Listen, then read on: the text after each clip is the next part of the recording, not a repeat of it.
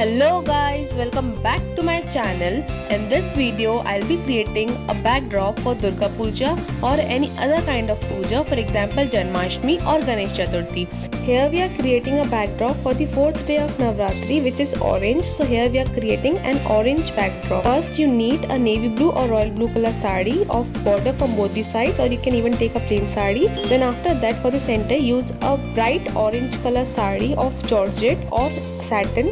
Then use a bright green color satin cloth for the table top. Keep the bed table in the center and cover it with a golden color cloth. Further, keep a dark green color cloth on the bed table and keep a chowki on that. For the center part, here I am using a DIY Shubh Labh hanging.